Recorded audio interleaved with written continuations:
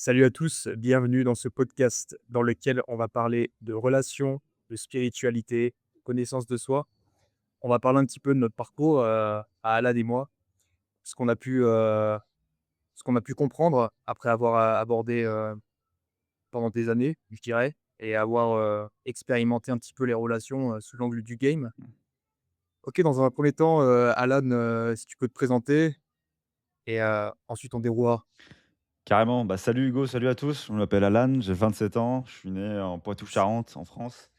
Hem, aujourd'hui, je suis entrepreneur. Je gère une chaîne YouTube, d'un coach. Je gère toute sa stratégie YouTube et même son montage et parallèlement à ça, je fais quand même des prestations de coaching, en intelligence, sociale avec les femmes.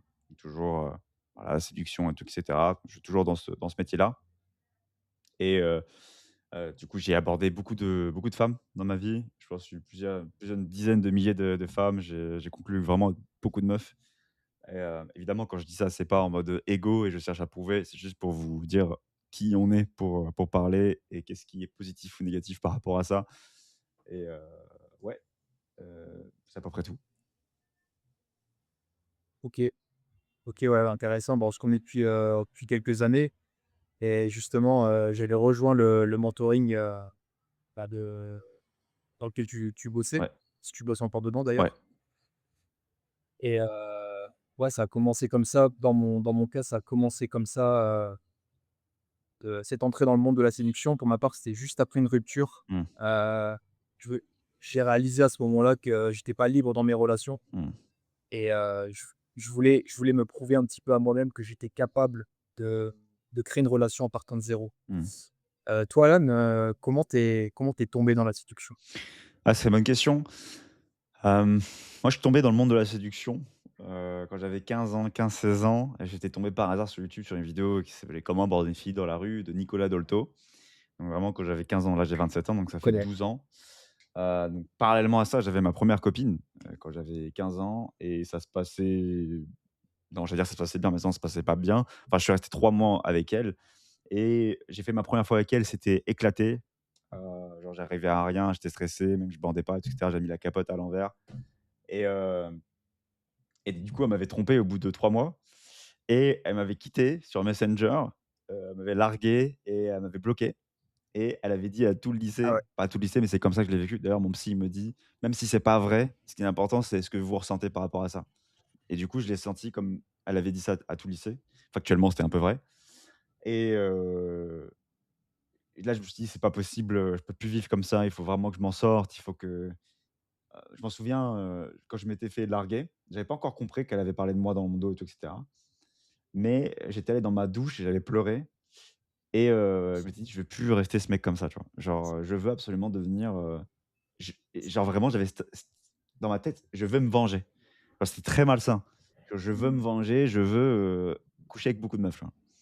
À partir de là et c'est comme ça que je suis tombé dans le monde de la séduction, où j'ai regardé beaucoup de vidéos, mais je passais pas forcément à l'action, genre à 15-16 ans. Puis après jusqu'à mes 17 ans, j'ai vraiment consommé. Pas des filles, hein, vraiment du contenu. Je regardais beaucoup de contenu français et après, américain, notamment avec RSD, Real Social Dynamics, un peu les GOAT du marché, dans le monde. Mais je passais toujours pas à l'action et après j'ai fait un pèlerinage vers Compostelle à 19 piges et d'ailleurs si je passais à l'action, mais j'avais pas du tout de résultat. Je passais un peu en soirée et cetera, mais les filles me rejetaient. Bref, j'avais pas vraiment de copine, vraiment pas du tout. C'était un peu le vide, le néant et je me sentais vraiment mal par rapport à ça, vraiment, vraiment mal. Surtout que j'étais à La Rochelle, c'était déprimant parce qu'à côté, il y avait ma voisine qui faisait l'amour tous les jours. Elle criait, elle hurlait et moi j'avais rien, tu vois? Genre j'étais vraiment tout seul. Non, Dur. ouais, c'était dur de ouf, c'était dur de ouf et du coup après j'ai fait ce voyage, au pèlerinage et là j'avais rencontré des filles, c'était mieux passé. C'est là où j'ai fait ma deuxième fois à mes 20 ans, à Porto, avec une brésilienne et à partir de là, j'ai continué, à être dans le monde de la séduction, à apprendre et cetera, à regarder beaucoup de contenu et je me suis jamais arrêté, enfin jusqu'à on va en parler, derniers mois et cetera, où j'ai vraiment enchaîné, la consommation, des filles. Mmh. OK, ouais. Ah, tu commencé jeune, ouais. Ouais.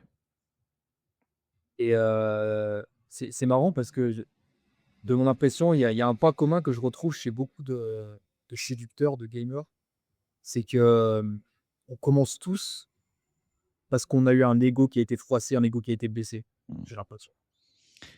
Ouais, Je me retrouve pas mal dans ce que tu dis, ouais. ça a été le cas pour toi, ouais?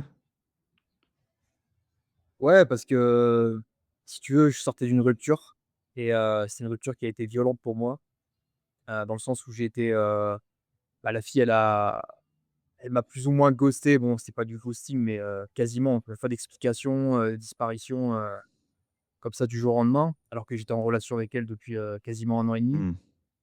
Et relation, elle faisait toujours des hauts et des bas, c'était les montagnes russes, c'était des dynamiques qui étaient malsaines, dans le sens où elle me permettait pas de m'épanouir, mais elle me bloquait. Elle me maintenait bloqué dans ma vie, systématiquement quand je serais dans une relation, c'était comme ça. Ah ouais. Et il y avait une deuxième chose aussi, c'est que j'avais une certaine frustration quant au fait que, je pouvais pas vraiment choisir les filles que je côtoyais. Mmh. Je suis arrivé à un moment, je me suis dit: «Bon, je suis en couple, c'est bien, mais si demain je me retrouve seul», ce qui était le cas, comment je rencontre des filles? Mmh. Je m'inscris sur Tinder, qu'est-ce que je fais? Mmh. Moi je voulais pas, je voulais une liberté totale. Je voulais être capable de faire des rencontres, vraiment partant de zéro, par mes propres efforts. Mmh. Pour moi, c'était valorisant. Ouais. Donc j'ai commencé comme ça, à partir un petit peu comme toi d'un sentiment de vengeance, Mmh. de prouver que j'étais capable. C'était beaucoup d'ego aussi, ouais. Mmh. Ouais, mec, c'est giga intéressant, c'est exactement ça. On est froissé, on a envie de s'en sortir, ça et tu vois, je me dis, en quelque sorte, c'est l'ego, mais en même temps, c'est assez louable, je sais pas comment on dit, de vouloir s'en sortir. Mmh. Tu vois? Parce qu'il y en a qui veulent, pas Ouais. s'en sortir et qui abandonnent et du coup, de notre point de vue, on a tenté les choses, tu vois? On a essayé de se dépatouiller avec ce qu'on avait. On sait pas, tu vois? On sait pas quoi faire. Du coup, on va aller sur Tinder et cetera, on va aller sur les applications et après on tombe sur le truc de d'aborder des filles dans la rue, mais en fait, c'est une révélation, quoi. Tu te dis: «Mais je peux prendre le contrôle de ma vie». En fait, on n'a pas envie de subir, tu vois? Il y en a qui veulent subir et nous, on a essayé de Ouais. pas subir. Après, on va peut-être discuter des conséquences de ça, d'aller peut-être dans l'extrême et cetera et pourquoi? Pourquoi on a fait ça profondément? Parce qu'il y a je pense qu'il y a des raisons superficielles et des raisons profondes. Notamment superficielles, heu, être validé des autres, être aimé, enfin être aimé, c'est pas superficiel, mais être validé surtout par les femmes, être validé par les autres et cetera. Ce qui pour moi, hem, c'est superficiel. Heu, Ça vient combler un certain vide. Il faut régler la source du problème et j'ai mis des années à le comprendre. Mmh. Ouais, c'est vrai que c'est une intention qui est louable. C'est un peu le parcours du combattant, c'est le mec qui est au fond du trou et puis qui peut grimper la montagne et réussir un petit peu à changer sa vie. Et tu as l'impression un petit peu aussi, pour reprendre un jeu vidéo, tu es le game master, quoi. J'ai un parcours qui est prédéfini, c'est-à-dire Tinder, compter sur le hasard ou les cercles d'amis pour faire des rencontres. Et puis d'un coup, tu te dis: «En fait, putain, non, il y a un autre Ouais. chemin. C'est que demain, je croise une inconnue dans la rue, je vais lui dire bonjour et je peux créer une relation à partir de zéro». Ouais. Et ça, c'est vrai que c'est plaisant. Bah, ça fait rêver, ça fait rêver. On se dit: je suis le créateur de relations». Moi, je pense que Mmh. c'est sain d'une certaine manière, puisque tu oses, tu vois? Il y a plein de choses dans la séduction que tu apprends et je trouve ça exceptionnel. Sortir de sa zone de confort, aborder, parler devant des gens et cetera. Plein de compétences subalternes qui sont très stylées. Maintenant, les raisons profondes de ça, heu, peut-être à remettre en question, tu vois? Enfin, les raisons pour lesquelles on fait ça, tu vois? Aussi. Mmh. Ah justement, Alan, si tu veux bien en discuter, qu'est-ce qui a fait que, après toutes ces années, tu as pratiqué, tu as abordé et cetera, qu'est-ce qui fait que, un jour tu t'es dit: «Il y a quelque chose qui va pas»? Mais je pense que c'est une accumulation de plein de choses parce que je pense de mes 20 ans à mes, 26 ans, plutôt 25, où j'ai vraiment, charbonné. Je pense 22, 23, 24 ans, là où, j'étais vraiment dans la consommation, où j'ai vraiment couché avec beaucoup de filles. En fait, il y a eu un moment marquant où je me dis: «Là, j'en ai un ras-le-bol, il y a un problème» et je vais sûrement en parler. Mais je pense que c'est plutôt une accumulation de petits moments marquants qui font que, il y a un souci. Mais en même temps, ces petits moments, ils étaient pas assez violents pour me dire, il y a un problème profond, plus profond que ça. Tu sais, tu esquives un peu le sujet, tu dis: «Bon, c'est pas si grave et tout et cetera». Tu vis le truc, un moment. Genre, par exemple, j'étais à Budapest il y a 2 ans, l'été, pour coacher, des élèves et cette semaine, je suis rentré avec, je sais plus si c'est 5 ou 6 filles, genre. Enfin, j'ai dû rentrer avec plus de filles, je crois, mais j'ai couché avec 5 6 filles, je crois et à la fin de cette semaine, surtout même avec le 1er soir où j'ai couché avec une fille, elle était jolie, tu vois? Elle était jolie, sans déconner, elle était belle. Mais dans son caractère et tout, et cetera, genre, je le sentais que j'étais pas bien de A à Z, j'étais: «Allez vite, je couche avec elle et après je me barre», tu vois? Et donc ça, Mmh. déjà, j'étais en mode bizarre et après, à la fin de la semaine, genre, j'étais épuisé comme si j'avais vidé mon âme et là, je me dis: «Waouh, c'est plus jamais». Plus jamais, mais pourtant, je vais quand même continuer à le faire. Comme si c'était pas l'électrochoc, suffisant. J'ai quand même continué à coucher avec des filles et Ouais. tout et cetera, de manière plus ou moins saine. Là, aujourd'hui, c'est totalement sain. J'aime bon, pas totalement sain, mais aujourd'hui, c'est rien à voir avec, le passé. Mais j'ai l'impression que c'était quand même, sinusoïdal sinusoïdal, je sais plus comment on dit, assez aléatoire, la réflexion et les moments de crise, tu vois? OK, ouais, c'est un moment tout allait bien et puis un moment tu avais une période de doute et puis tu reprenais et puis Ouais, c'est c'était, ça, ouais. Tu as des petits moments de doute. Tu te dis, «Ah, c'est chelou. Ah, il y a un truc, il y a mon corps qui me dit, mais je comprends pas trop». Ouais, c'est pas grave, on mmh, continue. On passe à autre chose, et puis arrête de te victimiser frérot, ta vie elle est cool quand même. ouais. Ouais, parce que ça c'est un petit sujet à part, mais parce que d'un point de vue extérieur, on va pas se mentir, d'un point de vue du regard de la société et cetera, même des autres hommes, c'est extrêmement valorisant ce qu'on faisait Mmh. et ça crée une forme d'addiction, d'une part, mais ça crée aussi, quelque chose que tu rattaches à ton identité. Parce que tu dis: «Je suis le mec qui est capable de faire ci, faire ça. Je suis le mec qui est capable d'attirer des femmes» et cetera et en fait, quelque part, cette identité, elle devient tellement forte qu'à moins de traverser une période de crise qui est très puissante, tu vas pas la remettre en question. Totalement vrai, c'est exactement ça ce qui se passait. C'est que je suis ce mec séduisant, je suis ce mec qui est capable d'aborder une pure inconnue dans la rue, je la connais pas, ni Ève ni Adam, je la connais pas, elle est très fraîche, on se plaît et l'heure plus tard, rentrer avec elle et coucher avec elle. Qui sur terre est capable de faire ça? Peu de gens et du coup, tu te dis: «Mais quelle chance j'ai! Moi, je suis capable de faire ça». Les autres me regardent comme un demi-dieu, ceux qui me connaissent, enfin ceux qui sont un peu dans le game, tu vois? Parce qu'en vrai, un mec lambda, il va trouver ça cool, mais peut-être qu'il va se dire: «Pourquoi tu fais ça?» Tu vois? Peut-être il va dire: «Pourquoi tu fais ça?» ou alors il s'en branle et cetera. Il y en a qui vont être quand même impressionnés, ils vont être curieux, mais la majeure partie du temps, les gens qui sont pas dans le game, ils sont en mode, «Ah OK, ouais, c'est bien, c'est intéressant, mais enfin, moi je m'en branle». Donc oui, totalement, en fait, c'est dur d'en sortir. C'est dur d'en sortir parce que ça t'a construit pendant des années et les gens t'aimaient pour ça. En fait, tu te sentais validé. Moi, je me sentais aimé pour ça. Je me sentais, les gens me vénéraient en quelque sorte, tu vois? D'accord. Ça, c'est tu Alan, c'est stylé ce qu'il est capable de faire, je le mets sur un piédestal un petit peu, donc mon ego, il en prend balle, tu vois? Je suis: «Putain, je suis intéressant. Enfin dans ma vie, je suis intéressant», tu vois? Et du coup, après, une fois que tu comprends que tu as un asset de ouf et que tu es capable de le faire et que tu sens que tu as de la validation par rapport à ça, validation des meufs, validation des mecs, bah, juste tu actives le bouton et tu vas à fond, quoi. Tu 1re, 2e, 3e, 4e, tu t'arrêtes plus, en fait. Et les Totalement. petits moments de crise, ça suffit pas pour t'enlever de ta route. C'est comme un entrepreneur, tu sais, au début, tu débutes en entrepreneuriat, tu commences un petit peu, tu commences à faire tes premières ventes et cetera. Au fur et à mesure, toute ta vie se construit autour de l'entrepreneuriat. C'est-à-dire les gens que tu vas rencontrer, le networking, les événements, les compétences que tu vas apprendre, tu vas incarner cette identité d'entrepreneur Mmh. et plus tu rentres dans une identité, plus c'est difficile de s'en détacher. Parce que toutes les décisions que tu prends, elles sont corrélées à ça, elles sont corrélées par rapport à ton identité. Exactement. Bah, c'est très rare de rencontrer un entrepreneur qui va te dire: «Ah non, mais moi, j'ai envie de retourner en salariat, là, j'en peux plus». C'est très rare. Pourtant, des fois, il y en a qui veulent. Tu vois, ils veulent revenir dans la sécurité et tout et cetera. Mais ils sont tellement ancrés dans leur identité d'entrepreneur, c'est dur de revenir en arrière parce que tout le monde les a aimés un peu co pour ça un peu. Ils se sont sentis un peu validés par rapport à ça. «Putain, c'est cool ce que tu fais, tu porté tes couilles, tu es entrepreneur, tu sors de ta zone de confort et cetera et putain mec, c'est bien franchement GG». Bah, le mec a un peu insécure, son petit enfant au fond de lui. Il a pas forcément été aimé peut-être dans sa jeunesse ou j'en sais rien. Il a trouvé un truc où il excelle, peu importe où il excelle, tu vois? C'est dans l'entrepreneuriat, très compliqué pour lui de revenir en arrière, vu que c'est sa dose de dopamine, de d'amour, en fait. de dopamine. Ouais, carrément, ouais. Tu es attaché vraiment à une identité. Tu es attaché à tout ce qui constitue cette identité. Ouais, ouais, ouais. Hem, Par rapport à Budapest, je me suis beaucoup reconnu aussi, je crois que c'était même à la même période, c'était il y a 2 ou 3 ans. Moi l moi c comme toi un petit peu, ça a été une succession d'événements que je remettais pas en question, parce que de mon point de vue, je m'écoutais pas. J'écoutais pas mon intuition, j'étais beaucoup dans le mental, Mmh. 90 le mental et le reste déconnecté de mes émotions.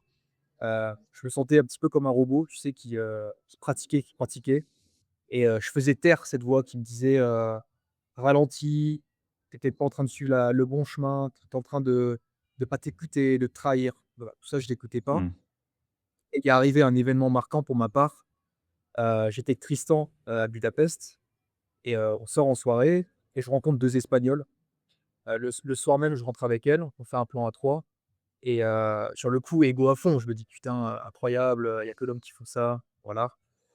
Je rentre dans mon appart le soir et je me sens sortir un petit peu de mon corps. Je me sens complètement déconnecté de moi-même et je ressens un vide comme j'ai jamais ressenti dans ma vie. Un vide extrêmement mais un vide intense, comme si j'avais sauté dans un grand canyon et pour ma part, c'est là qu'a commencé cette grande remise en question. Je me suis dit: «Attends, est-ce que c'est normal que je sente ça, alors que objectivement j'ai accompli quelque chose qui est censé être cool, qui est censé être stylé, qui est censé être, quelque chose que la plupart des hommes ne savent pas faire?» Et pour ma part, ça a commencé comme ça. On reviendra après, sur le déroulement de tout ça. Mmh. Mais, il y avait un petit peu cette confrontation entre l'ego et la petite voix qui est à l'intérieur de toi. Mmh. Ouais, mec, c'est totalement ça, c'est vrai, c'est la petite voix dans ta tête. Tu l'écoutes pas. Ton intuition, ton cœur, ton corps, ils parlent tout le temps.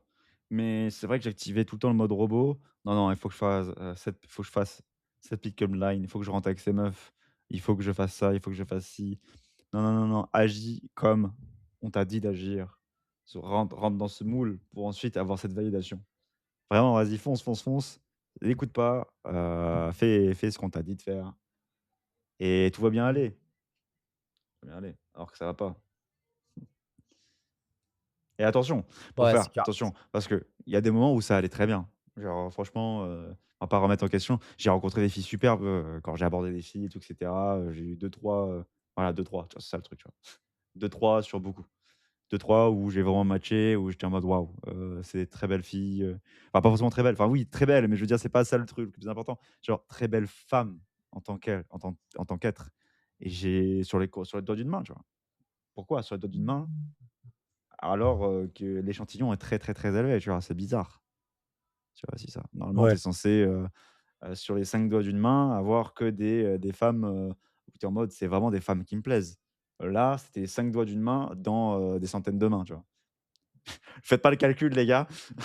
Il y a trop de Il y a trop il y de a mains. trop de mal, là. Il y a les doigts de pied, il y a les mains, il y a trop et c'est totalement ça ce que tu dis. C'est parce que sur le principe, l'équation, ce serait on fait du volume, on aborde des milliers, voire des dizaines de milliers de femmes.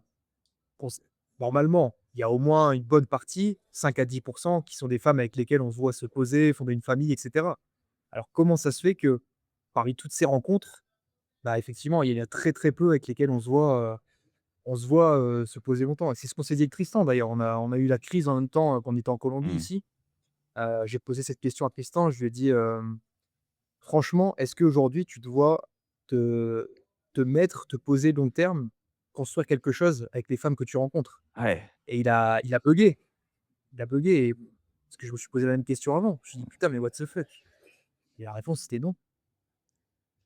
Pourtant on abordait, entre 15 et 30 filles par jour. Ouais, ouais. Mais mec, c'est hyper intéressant parce que, cette réflexion que tu as eue avec Tristan, d'ailleurs, je l'avais appelé Tristan, super bon gars, pareil, du moment où j'étais en crise, je l'ai appelé et tout et cetera.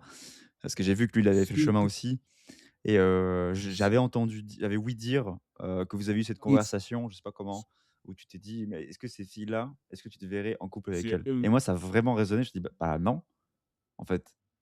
Attends, mais c'est vrai factuellement, toutes les meufs, à part une poignée, que je respecte énormément, non, en fait. Bizarre. Donc après la question à se poser, est-ce que c'est bien ou mal, tu vois? Est-ce que, parce que j'ai pas envie de me poser avec ces meufs que j'ai fréquentées, est-ce que c'est bien ou mal? Je sais pas. Est-ce que c'est une bonne chose ou une mauvaise chose? Ça, c'est une autre question, j'en sais rien. Mais factuellement, Moi, je pense pas qu'il y ait une étiquette à mettre forcément dessus. C'est, mmh, c'est plutôt par rapport à nous, notre perspective, ouais. ce qu'on veut, quoi. Mmh, Moi, ce que je voulais, je sais pas pour toi, mais moi, profondément, ce que je voulais, c'était une femme avec laquelle je pouvais construire quelque chose et une femme qui reste avec moi inconditionnellement. Bon, quand je dis inconditionnellement, c'est, voilà, demain, il commence à y avoir, des choses dans la relation qui sont inacceptables. Évidemment qu'elle va pas rester. mmh, Et je te parle qui reste malgré les fluctuations de la vie, tu mmh, sais, elle reste avec moi même si, j'ai moins d'argent, ouais, même si, je me sens mal, je suis pas dans le meilleur état. mmh, Moi, c'est ça ce que je voulais profondément. ouais. Bah, c'est hyper intéressant parce que je sais en fait, je pense que Cape, quand ça j'ai fait commencé, moi, c'était plus malsain que ça, hein.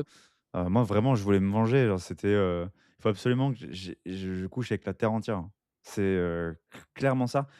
Au fond de moi, j'avais quand même ce truc un peu traditionnel, le mec un peu tradi de base, tu vois? Genre, je veux me poser, faire plein d'enfants et tout et cetera. C'est toujours le cas aujourd'hui, mais je pense que je l'avais au début, un peu en parallèle de je couchais avec plein de meufs et après ça s'est un peu estompé en mode: «Non, non, il faut que je devienne encore plus chaud et puis encore plus chaud, encore plus chaud» et c'est là où j'ai rencontré, allez, dans ma tête, il y a 4 filles, 3-4 filles où j'ai vraiment eu un je clairement, ça aurait pu des femmes avec qui, je me pose, tu vois?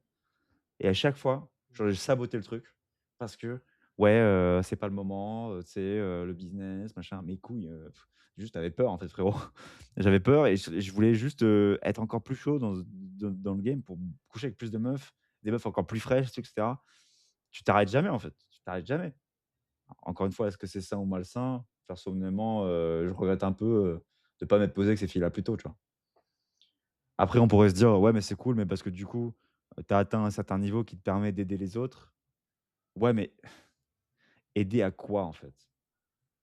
Aider à quoi? À coucher avec plein de meufs? C'est pas ce que je veux, genre. Ça m'a pas rendu, plus heureux, genre. Aider par contre, moi, si je peux aider un mec à avoir confiance en lui, à l'aider dans sa vie, à sortir de sa zone de confort, à aborder des femmes, c'est stylé, tu vois? Genre, c'est dur, tu vois? Tout ça, c'est moi, ça me ferait vibrer, tu vois? Ça me fait vibrer. Mmh. Mais voilà, mais consommer pour consommer, c'est bah, ça m'a pas rendu plus heureux factuellement, tu vois? Ouais. En fait, j'ai cette impression que le game en soi n'est ni négatif ni positif, C'est ta mais relation au game. que, en c'est ta projection, les projections que tu mets sur le game et dans le cas d'un mec timide, par exemple, qui veut prendre sa revanche sur la vie, bah, il va se venger sur les femmes. Se venger, façon de dire pour il va coucher avec un maximum de femmes, il va chercher à prouver quelque chose et là où j'ai eu une grande remise en question en 2026, c'est, que je me suis rendu compte que tout mon pouvoir, pour ma part, je le mettais sur l'extérieur.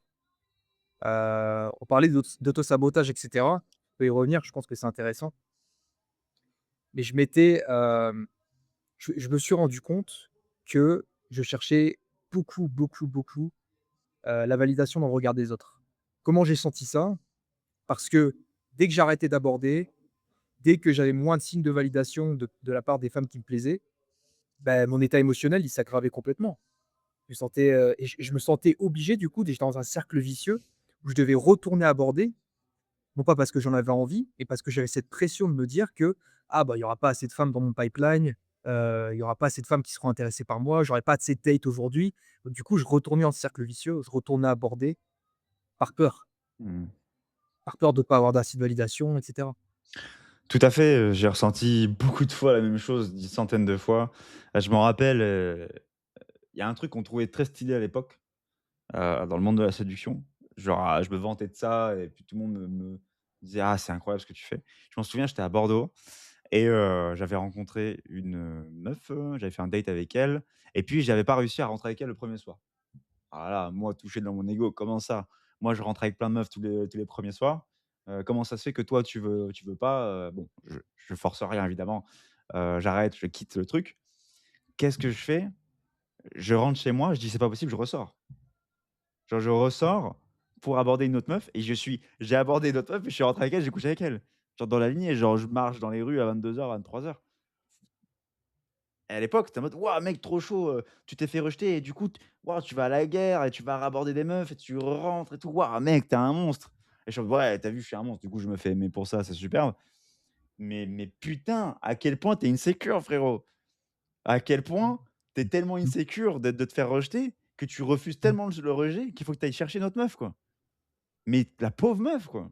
Genre j'utilise la meuf. Et nous, on le voyait comme de la performance, en fait. On le C voyait comme, gravir une montagne, affronter les échecs et cetera. Ouais, On le voyait comme ça. absolument. Ah bah, ouais, je suis en mode, je suis un giga performeur et tout et cetera. Ouais, ouais, c'est de la performance en soi, genre c'est une performance, mais c'est une performance malsaine. Donc ouais, ouais, absolument. Justement, est-ce que, avec le recul que tu as maintenant, est-ce que, tu te sens toujours capable de performer? Mais surtout, est-ce que tu relis toujours ta valeur, c'est-à-dire l'image que tu as de toi-même, l'amour que tu as pour toi-même, est-ce que tu le relis toujours à la performance que tu peux avoir? Ouais, bien sûr, parce que À tes accomplissements? quand tu as une identité, c'est comme quand tu coaches un mec de 40 ans. Un mec de 40 ans, si tu nous écoutes, bah, ça sera toujours un peu plus complexe de t'aider toi, parce que pendant 40 ans, tu as construit une identité avec un certain ego et cetera, tu as plein de croyances. C'est dur à déconstruire. C'est pas impossible, ça se fait, mais c'est un peu plus complexe. Donc là, moi, je suis en train de déconstruire ça, ce truc de performance, arrêter d'être aimé, de croire que tu es aimé conditionnellement, parce que tu es performant et tout et cetera. Donc je suis en train de déconstruire ça. Ça fait 1 an que je fais une thérapie. C'est pas simple, c'est pas du jour au lendemain, tu te dis: «Vas-y, c'est bon», tu oublies tous tes schémas et ça va. Non, non. Moi, je suis toujours encore, un peu moins, beaucoup moins qu'avant, attaché à cette validation, premièrement. Deuxième chose, je suis toujours un peu dans la performance, mais vraiment moins qu'avant, je sais pas annihiler, mais performance avec ses amis, performance avec sa famille, performance, professionnelle et tout et cetera. Toujours vouloir être à fond pour, pour être validé, en fait, pour être aimé. Parce que si je suis pas à fond, en fait, je peux pas être aimé et tout et cetera. Donc oui, c'est encore, en moi, mais en voie de guérison. Moi, je sais pas ce que tu en penses, mais je pense pas intrinsèquement que la performance soit mauvaise et la volonté de vouloir performer soit mauvaise. On est des hommes, on a de l'énergie masculine en nous, on aime la compétition et cetera. Moi, je pense que ce qui est dangereux en revanche, c'est, corréler sa valeur et l'image qu'on a de soi, à la performance. Mmh. Et je pense qu'il est possible de performer sans pour autant se flageoler ou s'autodétruire dès qu'on réussit pas quelque chose. Mmh. Ouais, tout à fait, ouais, tu as raison, on a tous envie de moi, je sais pas, je suis pas très à l'aise avec le concept, d'énergie masculine, féminine, j'ai pas poussé le sujet et cetera. J'ai lu The Way of the Superior Man et j'étais à fond là-dedans et cetera. Puis après, j'avais un peu une vision un peu macho des choses, en mode, vraiment, genre vraiment c'est que dans ma tête que je dis et je projette pas sur ce que pensent les autres et cetera. Mais moi, j'avais un peu cette vision, genre vraiment l'homme, la femme, c'est la femme, on est vraiment totalement différents et tout et cetera. Et j'essaie de déconstruire ça et tout et cetera. Donc je sais pas, si l'homme, il a vraiment envie de performer et la femme, pourquoi elle aurait pas envie de performer? Bon bref, c'est un autre débat, mais je pense que, voilà, tout être humain a envie de se surpasser, a envie d'être dans la performance et cetera. Mais comme tu le dis, est-ce que là, on doit s'auto-juger à fond comme on l'a pu le faire parce qu'on n'a pas réussi? Non. Bah non mec, tu as tout fait, ce que tu pouvais. Ouais, exactement. Ouais, non, mais pour revenir sur cette notion, d'énergie, je sais pas si tu connais un petit peu la polarité, c'est que en fait, ce qui est présent dans chaque chose comporte une énergie féminine et masculine, c'est le yin Mmh. et le yang. Mmh. Et et généralement, les hommes ont plus d'énergie masculine Mmh. que d'énergie féminine. On a les 2. Ouais. On a de l'énergie masculine, on a de l'énergie féminine. Tout comme les femmes ont aussi de l'énergie masculine et féminine. Ouais. Par contre, ce qui est vrai, c'est que l'environnement, les habitudes, les blessures aussi peuvent influencer le niveau d'énergie masculine, féminine D'accord. heu et plus on a d'énergie masculine en nous, plus on va avoir des traits attraits à la masculinité. Donc on va aller chercher plus la Mmh. compétition, le dépassement de soi et cetera. Ouais. Les femmes aussi peuvent le faire tout à fait. Ce qui est pour moi le plus important, c'est comment tu te sens, toi, au final? Comment tu te sens? Est-ce que tu te sens mieux avec plus d'énergie féminine ou plus d'énergie masculine? Moi, pour ma part, je sais que je me sens mieux quand j'ai un mix des 2 et que j'ai quand même l'énergie masculine qui est prédominante. Mmh. OK. Ouais, c'est très clair, c'est très clair.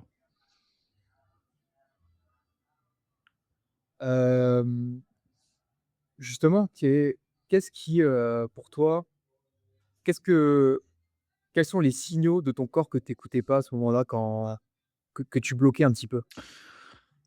Ouais, le vide, sentiment de vide, après avoir couché Ouais. avec une fille par exemple, genre le fait de on couche avec la fille et après elle repart et je suis seul dans mon lit, tu vois? Et je sens que tout de suite je vais devoir combler, hem, un vide en allant sur mon téléphone ou en regardant des vidéos YouTube, mais j'arrive pas à être seul en train de penser, tu vois?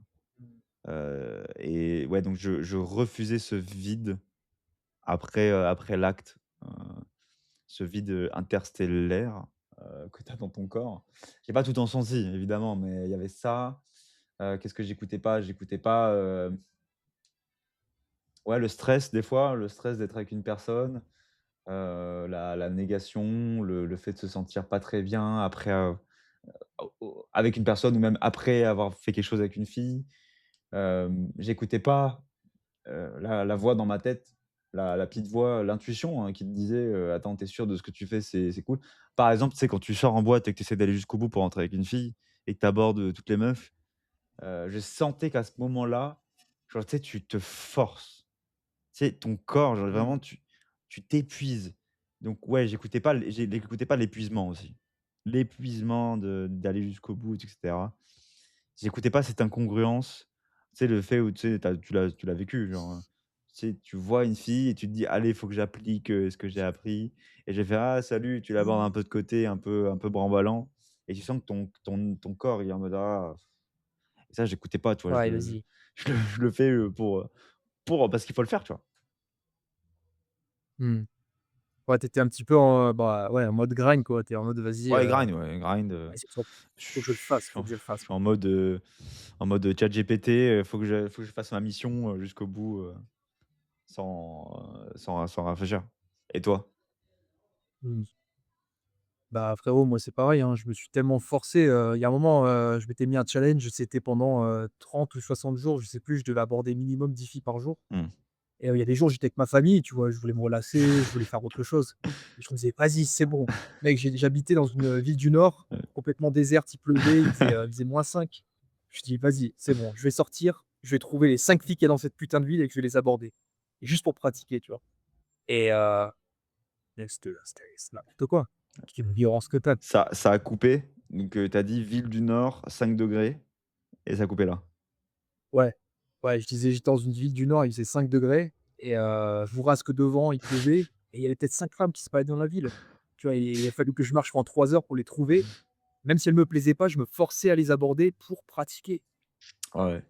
Mais tu vois, d'un côté, il y a un peu cette forme d'héroïsme, j'ai l'impression dans ce challenge, que tu as eu, tu vois? Vas-y, tous les jours, j'y vais malgré, la non-envie. C'est comme, c'est comme le sport ou le travail et tout et cetera. Moi, j'ai l'impression qu'il y a un peu quand même un dépassement de soi, qui est fort, tu vois? Qui est Mmh. fort, mais maintenant, est-ce que tu en as besoin? Ça, c'est notre question, tu vois? Factuellement, c'est un dépassement de soi, mais est-ce que tu en as besoin d'aborder toutes ces 10 filles par jour pendant 60 jours, tu vois? Je sais pas. Mmh.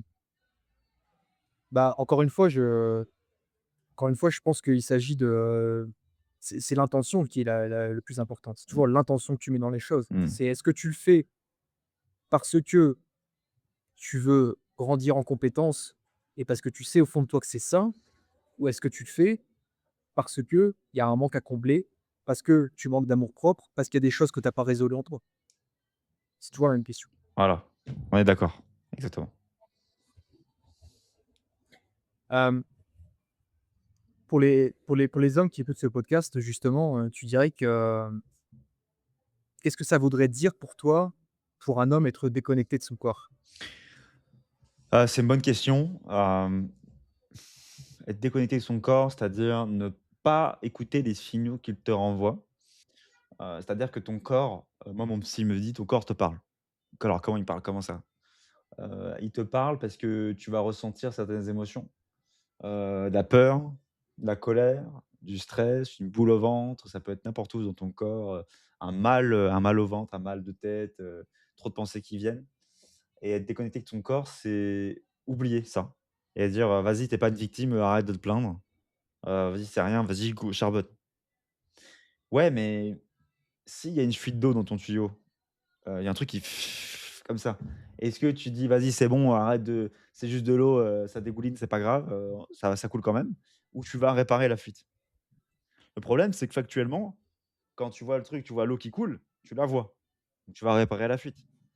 Dans ton corps, tu vois pas que l'eau, elle coule. Tu comprends pas que factuellement, il y a de l'eau qui coule. Tu es en mode, «Ah non, tout va bien», et puis je suis un homme quand même.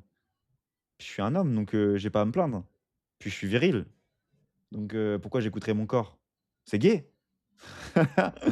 Donc C'est totalement ça. vas-y, ta gueule et avance, parce que de toute façon, ton père, il t'a dit: «Ta gueule et avance», toute ta famille a dit: «Ta gueule et avance», la société a dit, «You have to work, 12 hours a day», Alex Hormozy, sans t'écouter. Tu es entouré, X Andrew Tate. X Andrew Tate, voilà exactement. Tu es entouré de trucs qui te déconnectent de ton corps, tu t'oublies et après il se passe quoi? Il se passe que, dans 10, 15, 20 ans, tu as une putain de crise et j'espère que tu auras pas besoin de vivre cette crise pour comprendre et que grâce à ces paroles qu'on peut te partager, que toi qui nous écoutes, prendre conscience de certaines choses. Mais bordel, la crise elle fait mal, tu vois? Il y a un concept de Nassim Taleb, antifragilité, où il expliquait, ça c'est une vidéo de Florian Tavernier à l'époque, très intéressante. Il expliquait que, tous ceux qui veulent enlever le feu des petits feux de forêt en Australie, ils ont tout faux. C'est Nassim Taleb qui dit ça. Parce que le problème, c'est que si, tu combles un petit problème comme ça, bon, c'est un peu très flou l'explication, mais il expliquait que factuellement, si tu laisses pas des petits feux partir pour brûler un petit square meter de l'Australie, si tu bloques tout le temps, en fait, la forêt sera tellement dense après que le jour où il y a vraiment un gros feu, ça crame tout sur son passage. Les animaux, ils crèvent tous, c'est fini, tu vois? Donc, toi, là, si tu sens que tu as des émotions au fond de toi, tu des petits trucs, genre ne refoule pas. Parce que le jour où tu vas te manger la putain de barre dans la gueule, tu vas être en giga PLS et je l'ai eu, tu vois? Ça fait mal. Mmh. Ah ouais, totalement. Et de toute façon, je sais pas si, si tu connais un petit peu la somatique, tout ça, Pas mais du tout. c'est prouvé que les émotions, elles sont stockées dans le corps. Elles sont stockées dans la chair, les émotions, Ah notamment dans ouais? les fascias. Et ouais, le corps littéralement absorbe les émotions et il les stocke. C'est pour ça que tu as des techniques comme le breathwork ou la somatique pour évacuer les émotions. Tu as des émotions littéralement qui restent bloquées pendant des années dans un corps et ça crée des charges dans ton corps. Tu sais, les déséquilibres, genre un mec qui se tient comme ça ou un mec qui marche le dos voûté comme ça, Ouais. c'est des émotions en fait qui sont, parfois stockées dans le corps depuis des années. Et d'ailleurs, c'est prouvé aussi que garder des émotions stockées trop longtemps, ça peut créer des traumas et ça peut même créer à terme des maladies. Bon, on n'est Ah! pas une chaîne de médecine, hein, Ouais. mais ceci n'est pas un conseil, de médecine. Mais ça peut créer des maladies. Le stress, littéralement, peut créer des cancers. Ouais. C'est pas bon de rejeter tout le temps ses émotions, de pas les accueillir et comme tu dis, de les noyer quelque part dans les distractions comme, le scrolling, aborder tout le temps, performer. Mmh. Ça, c'est des formes de fuite. Ouais. Ouais, c'est de la fuite, ouais. Putain, mec, c'est hyper intéressant, mais c'est factuellement vrai. Genre, tu prends quelqu'un qui est stressé toute sa vie et quelqu'un qui est pas stressé, le mec est stressé ou la meuf qui est pressée, tu stressé, il y a plus de probabilité qu'elle tombe malade. On le sait tous, c'est factuel, c'est prouvé scientifiquement. Donc d'où vient le stress? Le stress vient d'émotions refoulées, tout et cetera. Donc ouais, ouais, c'est évident qu'il faut, comprendre ses émotions et tout et cetera. Imagine pendant 20, 30 ans, 40, 50 ans, toute ta life, tu oublies tes émotions. Waouh frère, oh là là, tu te sens tellement mal. Et aujourd'hui, on a cette chance quand même, je trouve dans cette société, quand même en 2026, de pouvoir avoir plus cette chance d'avoir un travail sur les émotions et cetera. Tu un mec qui Ouais, naît, dans les années 50. Putain, c'est gay, hein. C'est gay de s'écouter son corps, hein. ta gueule, tu es un homme, Ouais, travaille et ferme-la. ouais, ouais. Bah, la génération moi, je sais pas pour toi, mais la génération de mes parents, par exemple, et encore plus de mon grand-père, c'est, déni total des émotions. Ouais. C'est, Ah ouais, ouais, ouais. Ah moi, mon père, il a plus de 70 balais. Waouh, déni total de ses émotions, tu vois? Pas tout à fait, mais peut-être qu'il l'a pas forcément montré en public ou quoi que ce soit, tu vois? Mais c'est ça, pareil pour mon grand-père, et cetera, et en même temps, je me dis, j'ai l'impression qu'on est quand même dans une société où il y a assez de confort, où on peut se permettre d'écouter nos émotions. Genre tu vas, Ouais, en 1400-1500, heu, allez, on va plutôt prendre la guerre de 100 ans, je sais plus quand c'était, je sais plus en 1300 non? En 800? Je sais plus. Heu, je suis nul en histoire. OK, alors une date que j'en suis sûr, c'est vers 800-900, il y a les Vikings qui viennent envahir, la Normandie et même Paris.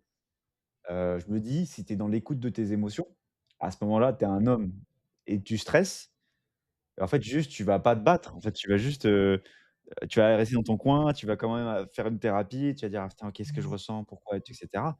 Et juste, tu vas crever, hein. Donc ils ont quand même J'imagine bien la Vasio qui arrive, le mec: «Je dois écouter mes émotions, je suis en train de stresser, ouais, ouais. je dois me reconnecter à mon cœur».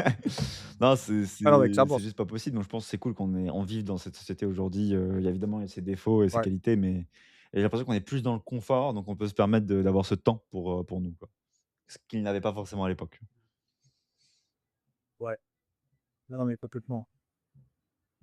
Et moi, cette période de crise, elle m'a aussi amené à revoir certains schémas que je répétais dans les relations.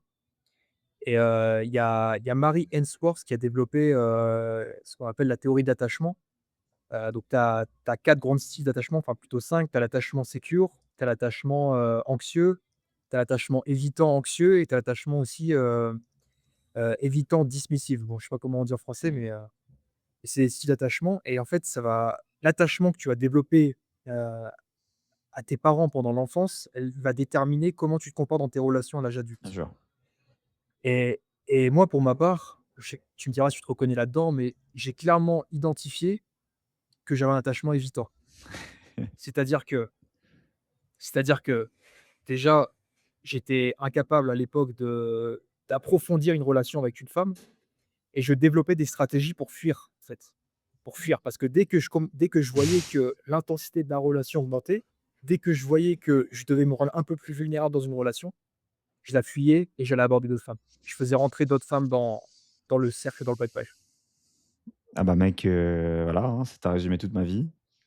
Heu, Pas d'amour, alors si mes parents écoutent, je vous aime, hein, je sais que vous m'aimez, du fond de votre cœur et il y a pas d'attaque ou de jugement ou quoi que ce soit, je les aime absolument inconditionnellement. Mais il y avait pas de preuve d'amour. Ouais, voilà, pas de preuve d'amour et donc tu te dis, faut être OK, donc l'amour, c'est de l'amour conditionnel du coup. Il y a pas d'amour inconditionnel, ça existe pas. Donc je dois être performant, donc je crois pas à l'amour en fait. Toi, même là, dans mon schéma, dans ma tête, je me dis: «J'arrive pas à croire à l'amour». J'arrive pas à croire qu'on peut m'aimer, une femme peut m'aimer et tout et cetera, donc c'est très dur, je suis en train de remettre en question ça. Donc toutes les fois où il y a des filles qui me montraient un peu plus que: «Ah, j'aime bien ton corps, j'aime bien coucher avec toi. Ah, on pourrait faire des activités et tout et cetera». Je dis: «Arrête tes conneries, c'est ça, non, non, on va juste se voir à 22h, c'est cool. Comme ça, tu repars à 23h et c'est bien», tu vois? On va peut-être regarder un film, mais on va le couper au bout d'un moment parce que j'ai envie de ken. OK, parce que j'aime bien faire l'amour et cetera.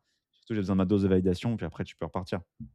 Mais le moment où les filles, elles commencent à faire j'ai fait des activités, tu vois, avec des filles et cetera, mais le moment où ça commence: «Ah, faut que je me rende vulnérable, faut que je dise que je ressente des choses et tout et cetera».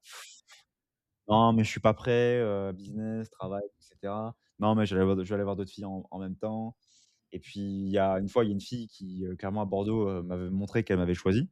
Heu je m'en souviens, hein, je la fréquentais et c'était une meuf incroyable, vraiment je l'estime beaucoup.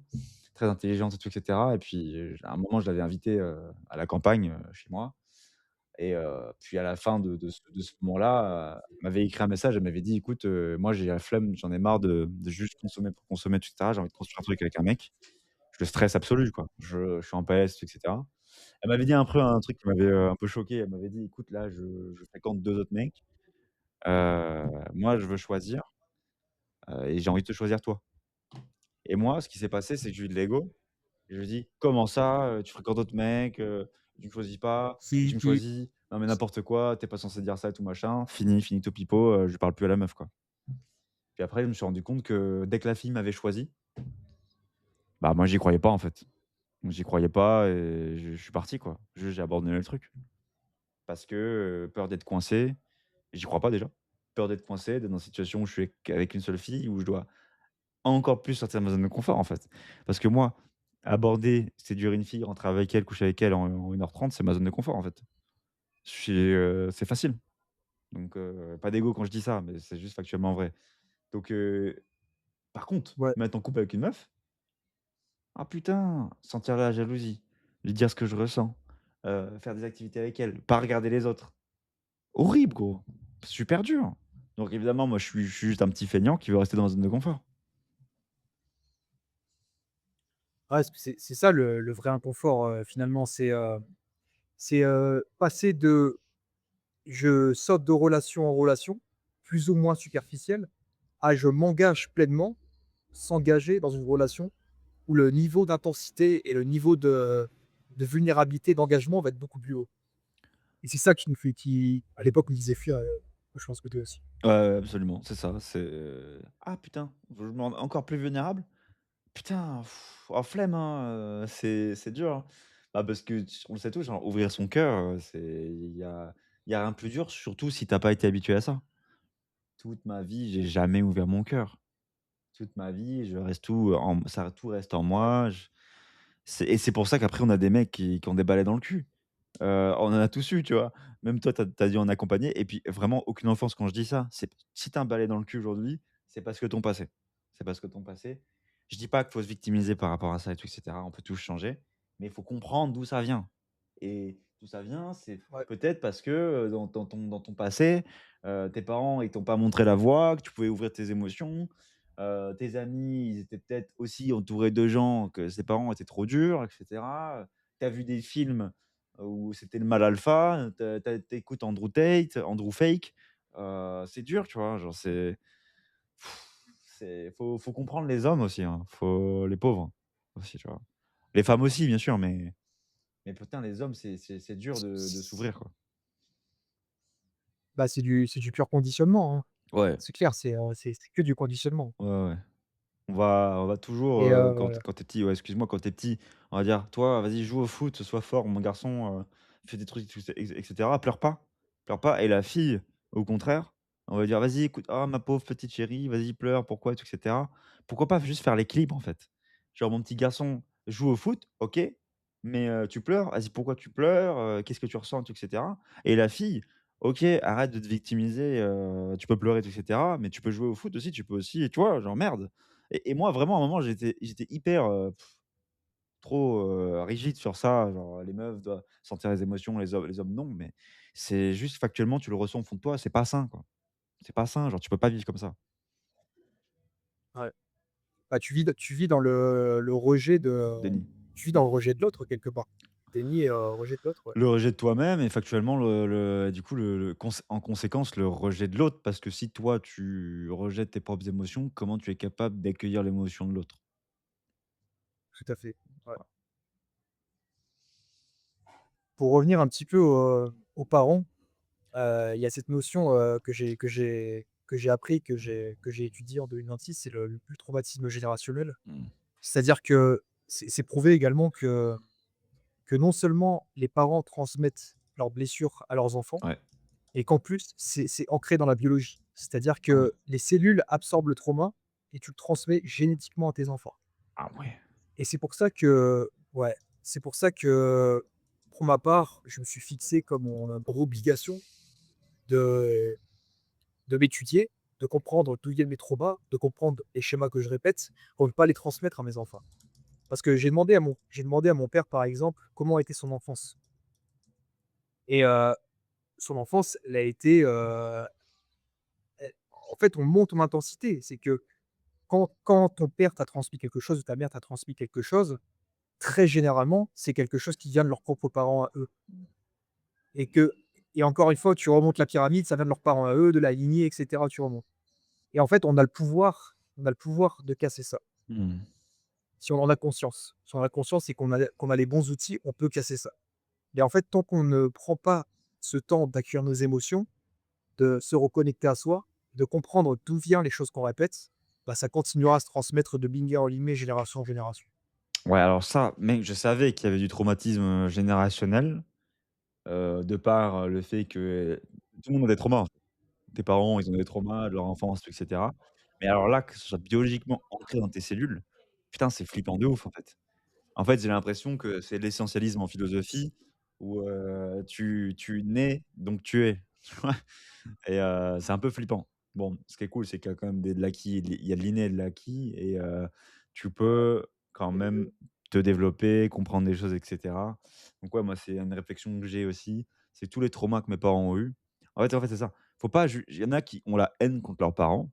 Alors, je sais pas ce qu'ils sont passés dans Ça leur sert vie. à rien. Ça sert à rien déjà la haine, ça sert à rien. Ça te fait ces basses vibrations, ça c'est de la merde. Ça te fait, je devrais pas juger, je devrais pas dire: «C'est de la merde», mais tu as capté. Mais hem, eux, ils font des actions parce que eux aussi, ils ont des traumas. Ils en ont pas conscience parce que dans le passé, Ouais. c'était gay. C'était bizarre de se remettre en question et cetera. Donc c'est pas de leur faute, tu vois? Évidemment, ils font des actions des fois qui sont pas cool, machin, mais ouais, des fois, ils savent pas ce qu'ils font, tu vois? Et puis les parents, ils ont pas de mode d'emploi parents. Ils ont pas une Ouais. formation en ligne, C'est pas un livret, ouais. ils ont pas ils ont pas un livret, ils ont Ouais. pas une formation à étiquette à 5K où on leur explique, Ouais. comment être un bon parent et cetera. Et juste, ils ont des gosses, bon, on va lui donner un biberon, on va essayer de l'emmener à l'école, peut-être il va faire du sport. Ils apprennent aussi, Hein? ils apprennent aussi. Ah, ils app C'est un c'est un apprentissage, les parents. apprentissage, mais voilà, donc ouais, faut pas les blâmer, genre, faut les comprendre aussi. Je pense d'ailleurs, totalement d'accord avec toi et je pense d'ailleurs que pardonner à ses parents, c'est un des trucs et un des actes les plus courageux que qu'on puisse avoir. Heu, parfois c'est difficile selon les circonstances, ce qui s'est passé et cetera dans l'enfance. Mais, justement, avoir cette perspective, moi ce qui m'a beaucoup aidé, c'est avoir cette perspective qu'ils ont fait que répéter ce qu'on leur a transmis et il y a beaucoup d'inconscient là-dedans. Et en fait, à partir du moment où on n'est pas conscient, par définition, on peut pas vraiment être coupable. Parce qu'on n'a pas ils ont pas répété ces schémas par désamour ou parce qu'il y avait de la haine ou quoi que ce soit. Ils l'ont répété parce que c'est ce qu'ils ont toujours appris, en fait. Ouais, ouais, ouais, c'est ce qu'ils ont toujours appris, c'est tout ce ils ont toujours, ressenti ça, ils le font de manière inconsciente. Après, je sais pas s'ils le font totalement de manière inconscient. Ouais, c'est probablement que inconscient, je veux dire, est-ce qu'ils font des trucs conscients, et cetera? Ah, peut-être que des fois, il y a des choses qu'ils font consciemment en mode, je pense que c'est comme ça qu'on doit élever son enfant parce que, par Mmh. exemple, Ouais, moi, mon père, il a une éducation, même ma mère aussi, genre très dure. Du coup, consciemment, ils se disent: «Ah non, mais c'est comme ça, c'est pas autrement, parce que moi, on m'a élevé comme ça». Bah, du coup, c'est inconscient. Ah, je sais pas, parce que des fois, c'est conscient, genre en mode, «Non, non, je pense que c'est la vérité». Je sais mmh. pas. Bah, ouais, après je pense que, je pense que c'est ce qu'on appelle une programmation. Il y a un dicton qui est que le libre arbitre existe dans la limite de ta programmation. C'est-à-dire que tu Ah agis oui. par rapport à la conscience que tu as, à un Mmh. certain moment donné. Donc en fait, si tu es inconscient de quelque chose, que tu ne sais pas si c'est mal, que tu ne sais pas si c'est bénéfique, soit en fait tu le répètes et tu le répètes parce que c'est ce que tu as toujours appris, c'est ce qui t'est familier. Mmh. Et le cerveau, la nature va toujours dans la loi du moindre effort. Elle prend toujours le chemin le plus simple. Ouais. C'est une rivière, si elle doit couler, elle va pas prendre un détour comme ça, elle va toujours dire: «Ouah, c'est le plus simple possible». Mmh. Et heu et en fait, putain, j'ai perdu le mot. Voilà, donc on répète ce qui nous est familier et c'est beaucoup plus inconfortable de désapprendre et de réapprendre quelque chose. Ouais, tout à fait, ouais. Mec, en fait, c'est juste biologique. Putain, je parais hyper arrogant quand je dis ça, mais C'est logique, ouais. c'est juste mais en fait, j'avais expliqué ça dans mon podcast, sur ma chaîne où, en fait, on va toujours prendre la solution la plus facile parce que biologiquement, heu, tu veux essayer de dépenser le moins de calories possible. Parce qu'à la base, C'est ça. quand tu es un homo sapiens et que tu survis, tu veux avoir le plus de calories en toi pour survivre, reproduire et tout et cetera. Du coup, on va toujours prendre le chemin le plus simple. C'est toujours en automatique. Qu'est-ce qui me fait le moins réfléchir? Qu'est-ce qui me fait gagner plus de temps et cetera? Qu'est-ce que c'est la magic pill? Comment perdre du poids? Comment perdre 10 kilos en 3 semaines? Je vais prendre la pilule, tu vois? Heu, donc les parents, ils vont faire ce qu'on leur a dit de faire parce que c'est beaucoup plus simple de faire ça, tout droit, que de faire: «Attends et si peut-être, machin». Biologiquement, c'est Ouais, juste, beaucoup plus simple. ouais, totalement. Ouais et puis, en fait, tu as le système nerveux. il y a aussi le fait que entre 0 et 7 ans, ton cerveau, il est en ondes θ. Les ondes θ, ça veut dire que c'est un état où où tu vas apprendre beaucoup plus, où tu es plus réceptif, aux choses. Mmh. Entre 0 et 7 ans, c'est là où tu vas basiquement construire ta programmation. La programmation, elle vient d'où? Elle vient de ton environnement et notamment beaucoup de tes parents. Hem Et donc en fait, ta façon d'apprendre, la l'homme que tu es aujourd'hui à l'âge adulte, il est extrêmement conditionné par cette période entre 0 et 7 ans. C'est là où tu as appris le plus de choses et en fait, c'est même pas conscient, c'est dans ton système nerveux, autoroute neuronale, tu as appris, «Je veux quelque chose, point A, point B» et tu vas toujours vers ce qui te fait familier. Donc dans les relations, si tu as appris que c'est pas safe d'aimer quelqu'un, c'est pas safe d'être vulnérable, point A, c'est pas safe, point B, je fuis. Ouais, ah f de fou.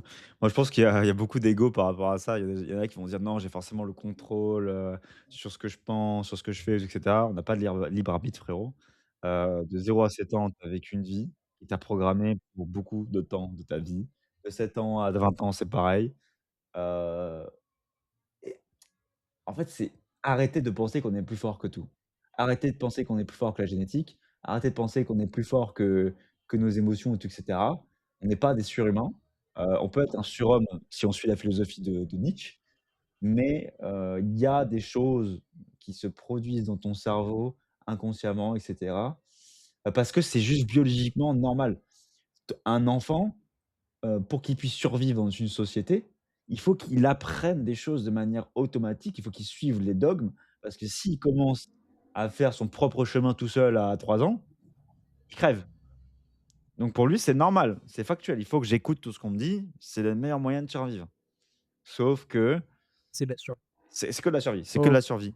Mais sauf que c'est pas, très bon. D'ailleurs, il y a un truc que m'avait dit mon psy, il m'avait dit, «Arrêtez de vous juger par rapport à vos schémas. Si les schémas, ils sont là, c'est parce que, à un moment de votre vie, vous avez fait ça pour survivre.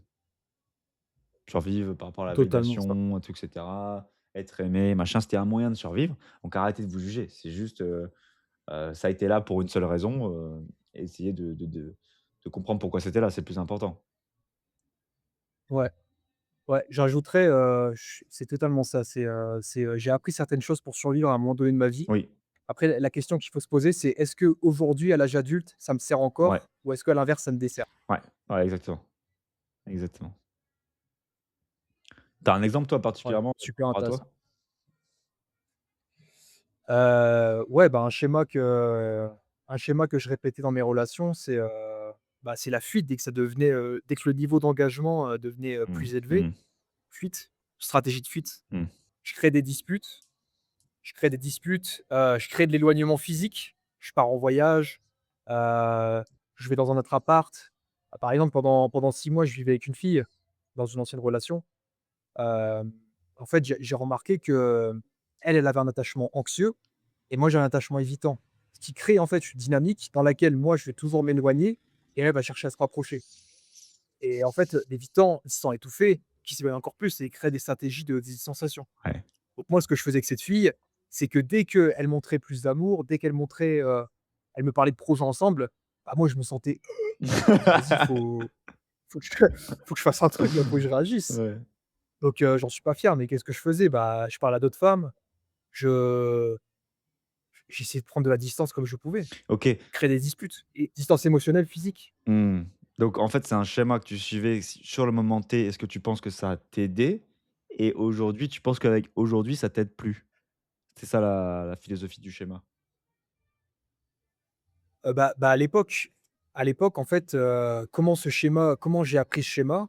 Bah, dans mon enfance, j'ai appris que le rapport à l'amour, il était inégal. Mmh. J'ai appris que, heu, j'ai appris que parfois je pouvais compter que sur moi. Parce que mes parents, ils étaient absents, ils étaient au travail, ils étaient absents émotionnellement, ils étaient dans leur tête, dans leur travail et cetera. Ouais. Cette période de ma vie et donc moi, j'ai appris que certaines fois, je pouvais compter que sur moi et Mmh. donc que me rendre vulnérable à quelqu'un, quelque part me livrer à quelqu'un et compter sur son amour, c'était un danger. Ah ouais, putain, c'est hyper intéressant.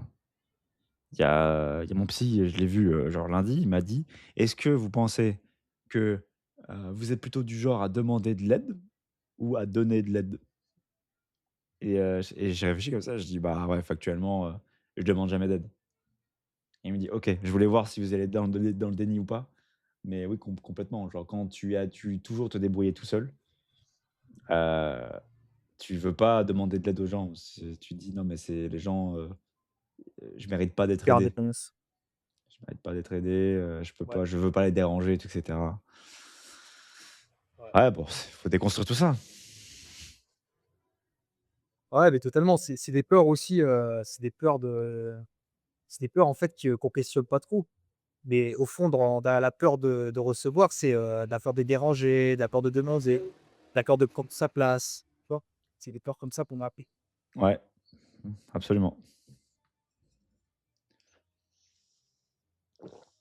Toi aujourd'hui, heu, Toi aujourd'hui dans tes relations, comment tu vois la chose? Est-ce que tu te vois, être dans une relation longue? Est-ce que tu quel type de partenaire tu te vois attirer? Si tu es en couple ou pas, je sais pas.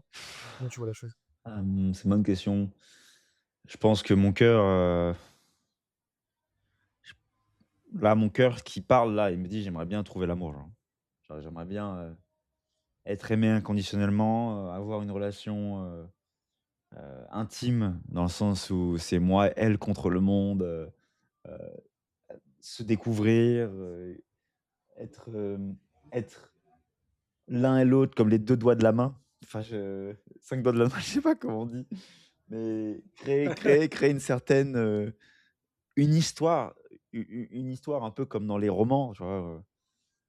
C'est mon rêve, je pense, c'est ce que je veux profondément aujourd'hui, mais j'ai peur. Genre j'ai peur de ouf, je sais que j'ai encore beaucoup d'attachement à la validation, donc sous quelle forme ça prendra, je sais pas.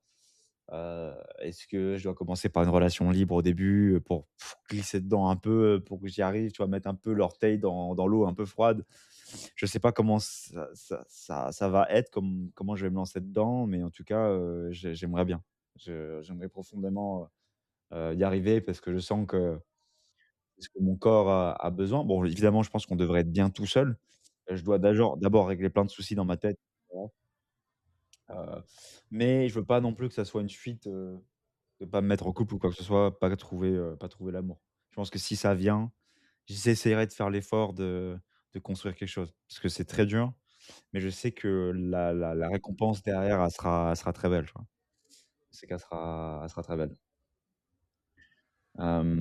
Après par rapport au type de la femme, bah, en vrai, moi, je pense que le plus important, évidemment, il faut qu'elle me plaise physiquement, c'est hyper important.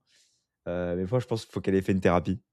En vrai, maintenant, c'est un putain de critère, qu'elle ait conscience d'elle-même, qu'elle ait conscience de ses schémas, de ses traumas et cetera, qu'elle soit très bonne en communication, qu'elle puisse exprimer ce qu'elle ressent, ses peurs, ses envies et cetera, qu'on puisse communiquer à chaque seconde, qu'elle, ouais, qu'elle soit vraiment elle-même et qu'elle puisse m'aimer, comme je suis et c'est tout ce qu'il me faut. Évidemment sportive, j'adore le sport, puis que ça puisse aussi matcher sur les centres d'intérêt et tout et cetera. Moi j'aime bien, j'adore le sport, sur des trucs et puis ouais et puis après c'est bon, tu vois? Oh, OK, Toi, tu es en couple? intéressant. Ouais, ouais, je suis avec une colombienne et avant d'être avec elle, bah, j'étais à ce stade où, en fait, mon cœur était fermé Mmh, et ce qui est marrant, c'est que notre relation, ça a été pour moi le meilleur terrain d'entraînement. mmh, Dans le sens où elle m'a appris justement à travailler sur mes schémas, à me les montrer et elle m'a appris à ouvrir mon cœur et donc pour moi, c'est une relation, que je valorise énormément, énormément, parce qu'elle a on dit souvent, derrière chaque grand homme, il y a une femme. C'est un peu cliché de dire ça, mais c'est la réalité parce qu'une femme, ça va être un peu ton autre moitié. mmh, Elle va te montrer certaines choses en toi que tu arrives pas à voir parce que c'est après toi, c'est la personne qui te connaît le plus, logiquement, parce qu'elle vit tout le temps avec toi, elle peut et potentiellement, si ça dure toute ta vie, bah, elle va être toute ta vie avec toi. Donc heu, donc ouais, c'est la vision que j'ai là-dessus. Jamais autant une relation m'a permis de me connaître, de travailler sur moi, de devenir une meilleure personne. Ça, c'est aucun doute là-dessus. énorme. Comment tu l'as rencontrée si c'est pas indiscret? Bah, alors c'est tout con, mais à l'époque, l'année dernière, hem, je sortais d'une relation, c'était une relation court terme, on n'était pas vraiment ensemble, avec une femme qui était, aussi évitante, Mmh. colombienne aussi et en gros, elle m'avait complètement, ghosté. Alors ça m'a fait bizarre parce que moi aussi j'étais un petit peu évitant et du jour au lendemain, ghosting complet et ça m'a ramené à me remettre en question. Je me suis dit: «Est-ce que c'est vraiment la femme que je veux? Est-ce que, mes relations, elles me vont? Pourquoi je suis tout le temps en train de souffrir dans mes relations?» et cetera. Donc je vais sur, un groupe d'expats sur Facebook et «Écoutez, est-ce qu'il existe des filles bien à Medellín?» Tu vois? Est-ce que ça existe encore? J'avais cette j'avais cette croyance que Medellín, c'était uniquement pour la fête, il y avait que des filles droguées et cetera. Ouais. Bon bref et cette croyance-là, je pose la question et cette fille-là en question, ma copine actuelle me dit: «Oui, ça existe, mais il faut d'abord savoir ce que tu veux, il faut d'abord être clair sur toi, ce que tu veux, parce qu'on attire vraiment ce qu'on est». Waouh. Et je dis: «Tiens, intéressant, elle a un point de vue, qui est intéressant». Donc je commence à lui envoyer un message et debout, au fur et à mesure, et ben, on commence à parler, puis après on s'est rencontrés et ça a commencé là. Et la magie a opéré. Voilà. Ah ouais, putain mec, c'est beau et tu vois, c'est pas une meuf que tu as abordée dans la rue, quoi. Mais non, c'est ça qui est étonnant, c'est que je me suis entraîné pendant des années à faire ça, tu vois? Et Putain merde! Pendant c'est des ça années, sert à j'ai couru quoi? après Ça les sert à meufs. quoi, bordel? Putain. Ça sert à quoi? Waouh, bah, Ah ouais. ça c'est un autre point qui est hyper intéressant pour moi, avec les filles, c'est qu'elles soient, ouvertes d'esprit et intelligentes, tu vois? Pour moi, je sais pas si on peut dire sapiosexuel, mais quand je vois une meuf qui a un QI à 150, je roule des yeux. Je suis en mode: «Waouh, incroyable!» Genre j'aime être admiratif, des femmes et j'ai, dans ma vie, rencontré des filles vraiment où j'étais en admiration, mais j'étais bloqué, mon cœur était fermé. Aujourd'hui, j'espère que mon cœur, s'ouvre un peu plus. S'ouvre un peu plus. Mmh. Mais ouais, ouais, ça donne envie, tu vois? Ça donne envie d'avoir, cette femme qui te connaît par cœur, qui est ton deuxième toi, et qui est un peu ta conseillère, en fait. Ça, c'est une vision qui me fait triper. Mais j'ai peur d'être coincé. J'ai un peur Ouais, normal. de plus pouvoir, faire mon rôle de séducteur, de devoir me bloquer dans ma validation, et cetera, de faire le mauvais choix aussi, tu vois? C'est dur, mais en même temps, je sais que ça va faire progresser énormément, quoi. Je sais pas si tu es à l'aise à l'idée de parler de spiritualité, religion et cetera? Moi, pour ma part, j'ai, je crois en une énergie créatrice et ce qui s'est passé, dans mon cas, c'est que, quand j'ai rencontré cette femme, il y avait beaucoup de choses de ma vie qui étaient désalignées. Premièrement, les relations, business complètement perdu et complètement fauché et quand je l'ai rencontrée, en fait, c'est ça, je pense, le critère entre guillemets «d'une bonne relation», si elle est bonne pour toi ou pas. C'est est-ce que ta vie objectivement, elle s'améliore avec cette femme ou Mmh. est-ce que objectivement elle se dégrade? Mmh. Pour moi, c'est le seul critère qu'il faut avoir. Mmh. Et en fait, quand j'ai rencontré cette femme, avec les déblocages que j'ai eus, les choses que j'ai creusées en moi, en grande partie grâce à elle, beh, tout s'est aligné mec. J'étais complètement fauché, il y avait 300 balles sur mon compte en banque et là aujourd'hui mon business il a jamais autant marché. Les opportunités elles ont jamais arrivé aussi vite et aussi facilement. Je fais aucun effort. Alors qu'avant j'étais en mode grind, travailler dur et ça marchait pas. Ça marchait pas. Il y avait rien, je sentais qu'au fond de moi il y avait un truc, il y a un désalignement. Waouh! Hem, je suis très terre à terre comme mec et genre, c'est très compliqué pour moi, de croire en une énergie au-delà de nous et cetera parce que j'ai l'impression que d'une certaine manière, ça peut nous inspirer, mais d'une autre, ça peut, nous positionner en position d'attente. En mode, j'attends que quelqu'un m'offre la voie et tout et cetera et Ouais. pour moi, directement, ce qui se passe dans ma tête, c'est: «Ah, peut-être que en fait, cette fille était super pour toi et du coup, tu t'es senti bien et vu que tu te sentais bien au fond de toi, tu as pu attirer les choses à toi parce que tu avais des bonnes énergies et tout et cetera». Tu vois, c'est un peu cette, philosophie que j'ai. Je sais pas si tout vient naturellement comme ça parce qu'après ça voudrait dire, tu es un peu démuni et tu attends que la chance te tombe dessus. En tout cas, ça résonne, moins avec moi. Après j'ai rencontré un mec récemment qui m'a parlé de gratitude, tout et cetera et le fait d'être vraiment dans la gratitude et ça me paraît pas illogique, même si tu crois pas, à l'énergie créatrice et cetera. Mais ça me paraît logique de si tu es tout le temps dans la gratitude et dans la bonne humeur et cetera, tu peux que avoir des énergies positives et je vois pas en quoi ce serait négatif, tu vois?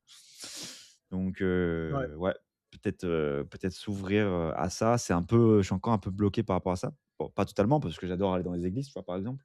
Je sens quand même une énergie et j'ai fait un pèlerinage vers Compostelle et je ressentais beaucoup de choses, tu vois? Mais je pense que je l'ai refoulé et puis je me jugeais beaucoup. Je me disais: «J'ai pas le droit, tu vois? J'ai pas le droit de ressentir ça», même avec la foi catholique, je me dis: «Je mérite pas», tu vois? Je suis un comment dire? Je couche avec des meufs, tu vois? Genre, donc ouais, il y a un peu cette dualité en mode ça a l'air beau, ça a l'air magnifique, mais en même temps, j'arrive pas à y croire complètement et j'arrive pas à me l'autoriser, tu vois?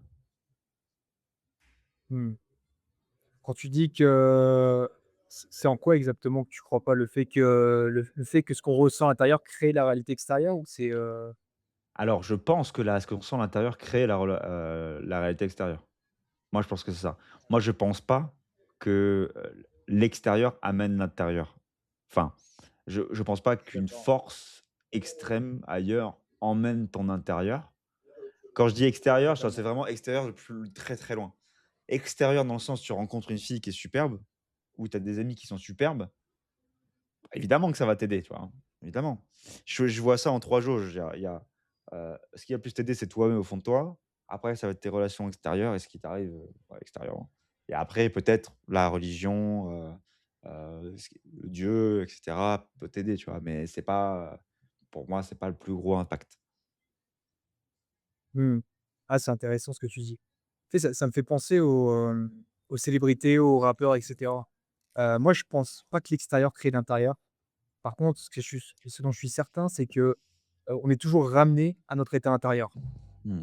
peu importe les circonstances extérieures et je le vois dans beaucoup d'exemples de célébrités et cetera, de rappeurs que je suivais à l'époque, Juice WRLD, XXXTentacion, bon, des rappeurs américains, peu importe. Ces mecs-là, objectivement, ils ont tout. Ils ont le statut, ils sont multimillionnaires, toutes les filles, les veulent, Mmh. mais tu vois qu'ils sont toujours ramenés à leur état intérieur parce qu'ils tombent dans la drogue, dans l'alcool, ils ont des relations qui sont toxiques. Alors qu'objectivement, en vrai, ils ont tout. Ils sont censés avoir les bonnes femmes et les mauvaises femmes que ils peuvent choisir, hein, normalement. Et pourquoi ces mecs-là, ils sont toujours ramenés vers, les vices, vers, vers la toxicité et cetera? Bah, pour Mmh. moi, c'est la raison est très simple, c'est qu'on est toujours ramené à notre état d'équilibre, à comment on se sent Mmh. à l'intérieur. Ouais, c'est vrai, ouais. C'est totalement vrai. Pourquoi ces mecs-là qui ont tout n'ont finalement rien? Bizarre. Et pourquoi le mec dans le Quercy, avec sa femme paysanne, tu vois, il a l'air hyper aligné, hyper bien, tu vois? Alors qu'il a rien. Ouais. Évidemment, Ouais, faisons pas de généralité, il y en a dans le Quercy qui sont pas bien et il y a des rappeurs qui sont super bien, tu vois? Qui sont super bien. Mais factuellement, ouais. il y a du Justin Bieber qui sont en dépression, il y a des rappeurs qui se flinguent. Pourquoi, tu vois? C'est bizarre. Ah, parce que normalement, en vrai, tu as tout l'extérieur, tu as les muscles, tu as Ouais, l'argent, tu as la célébrité. ouais. Logiquement, tu es censé être heureux, Ouais, non? ouais, de ouf, de ouf. Mais ça, c'est la C'est ce qu'on te narrative, fait croire. qu'on nous pousse depuis tout petit, tu vois? C'est argent, relations, physique et puis tu seras heureux, tu vois? Attends d'avoir la sécurité, attends d'avoir tout ça, ça, ça, puis tout ira bien dans ta vie. Et du coup, on court tous après le CDI, on court tous après, la femme parfaite, on court tous après la thune et c'est quand qu'on s'écoute nous-mêmes? C'est quand qu'on court après notre bonheur, finalement, tu vois? Qu'est-ce qu'on veut vraiment au fond de nous, tu vois? Mmh. Ah ouais, et puis c'est très personnel, je pense, Ouais. ce qu'on veut de nous en vrai parce qu'il y a des jeunes, tu sais, ils sont influencés, justement par les réseaux, Andrew Tate et cetera, qui disent: «Vas-y, travaille pour ta Lamborghini, sois Bugatti. entrepreneur», mais il y a des mecs qui veulent pas être ils veulent Bugatti, ouais. What color is your Bugatti? Et il y a des mecs, en vrai, ils se font croire qu'ils veulent être entrepreneurs, mais ils veulent pas être entrepreneurs au fond, tu vois? De ouf, Ils veulent faire autre chose et c'est OK, de ouf. c'est OK. Je suis tellement d'accord, mec, pour être heureux, faut être entrepreneur, faire 10K par mois, avoir des abdos, avoir la bimbo, qui est refaite, faire tel sport, ne pas écouter des animés. Tu vois? Genre rentrer dans un putain de moule. Mais bordel, Ouais. tu envie de rentrer dans un moule dans ta vie ou t'as envie de vivre ta vie pour ton propre moule à toi? À la fin de ta journée, est-ce que tu es fier de ce que tu as fait? Est-ce que tu es content d'avoir vécu la journée que tu as vécue ou pas? Que tu sois boulanger ou que tu sois artiste ou que tu sois menuisier ou que tu sois, heu, restaurateur ou que tu as un business à 100 millions, est-ce qu'à la fin ça te fait vraiment kiffer? Tu kiffes ce que tu fais, bordel? Est-ce que ça te fait kiffer d'écouter du rap, écouter du Maître Gims parce que tout le monde l'écoute? Ou, est-ce que ça te fait sincèrement kiffer? Ou alors tu préfères écouter du Céline Dion? Tu vois? Qu'est-ce qui te fait Ouais, de vraiment ouf. kiffer, tu vois? Ouais. Et ouais, de ouf. Et il y a tellement de gens qui éteignent leur intuition, heu, par conditionnement, en fait, parce qu'ils croient qu'ils se font croire qu'ils doivent faire quelque chose de précis. Demain, si tu as envie de te barrer en Amazonie, de faire de l'exploration ou que tu as envie de changer de pays, de faire ce que tu veux, en fait, il faut s'écouter, quoi. Ouais.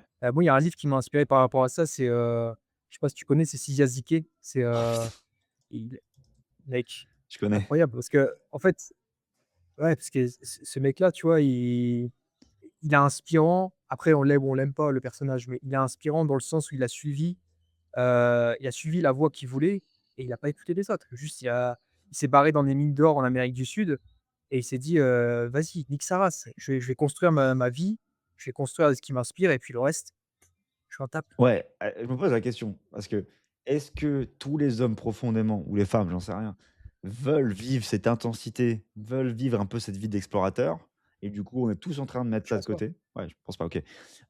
Ou, finalement, il y a des gens qui s'en foutent totalement et qui vraiment sont fondamentalement heureux en étant dans leurs 9 heures 35 heures, non, 9 heures 5 heures, 9 heures 17 heures, 35 heures par semaine, avec leur petite femme et tout et cetera. De Ouais. ouf. Ouais, est-ce qu'il y en a qui sont heureux comme ça? S'ils sont heureux comme ça, fondamentalement est-ce que tu es vraiment heureux? Fonce gros, fonce, fonce de ouf. Mais si au fond de toi, moi vraiment je pense que je regrette, de pas avoir vécu un peu cette vie d'explorateur. Je l'ai un peu vécu en faisant un Erasmus en Slovaquie et tout et cetera. Je suis très content de l'avoir fait quand même. Mais je sens qu'au fond de moi, des fois j'ai envie de me dire: «Vas-y, va partir un mois, faire du kung-fu genre, en Chine», genre. Ou va dans les steppes mongoles, faire du galop, tu vois? Je pense qu'au fond de moi, ça me ferait kiffer de ouf, mais j'ai pas les couilles, tu vois? Genre je me bloque de ouf, tu vois? Et Sizia Ziquet, en lisant son livre, je me dis: «Putain, ce mec, il a des burnes, mais énormes, quoi. Énormes» et Tu es obligé de respecter, hein. tu obligé de respecter, tu vois? Évidemment, je sais pas s'il a buté des gens ou j'en sais rien, tu vois? Bon, c'est pas bien. Je sais pas du tout, je crois pas, mais bon, bref. On conseille pas, on conseille On pas. conseille pas. C'est pas bien, ouais. Ceci n'est pas un C'est conseil, pas un conseil, genre pas du tout. C'est même ouais. horrible évidemment, mais ce que je veux dire là, genre, toujours prendre le bien et le mal des gens, juste le bien des gens, tu vois? Tu es une éponge comme disait quelqu'un, un ami à moi. Genre, prends toute l'eau et ensuite essore ce que tu veux pas, tu vois? Si Yazike, c'est peut-être un mec, un peu peut-être violent des fois et cetera, mais ce qui est intéressant dans son parcours, c'est que c'est un mec qui a décidé de sortir de sa zone de confort et qui a pris un putain de billet d'avion et qui est parti en Amérique latine, tu vois? TB Jones, sur YouTube, il a pris ses couilles à 2 mains, il a pris sa GoPro, il est parti, se filmer. Paolo Z est parti faire, de la boxe, contre des Tchétchènes, mais incroyable, genre. Ouais. Genre fonce de ouf. C'est vraiment se suivre, ouais, pour les personnes qui nous écoutent et qui se sentent coincées dans une case, en fait, c'est juste une prison mentale que vous vous mettez à vous-même et vous êtes capable de faire n'importe quoi. C'est ça la réalité, demain, en fait, c'est que des excuses dans le sens où, demain, rien ne vous empêche réellement, factuellement, de faire ce dont vous avez envie. À part la barrière temps, peut-être la barrière argent, mais dans tous les cas, c'est réalisable. La vision est réalisable. Tout ce qui bloque, c'est la peur pour moi. C'est la seule chose qui bloque. C'est vrai. Genre là, je me pose factuellement, OK, là, si demain, tu as envie d'explorer, l'Arizona et tu pas de thunes, OK, rien ne t'empêche d'économiser pendant, 12 ans, 12 mois. Tu te fais ta thune de côté, tu manges, que des patates et cetera. Tu as, peut-être 10 000 € de côté.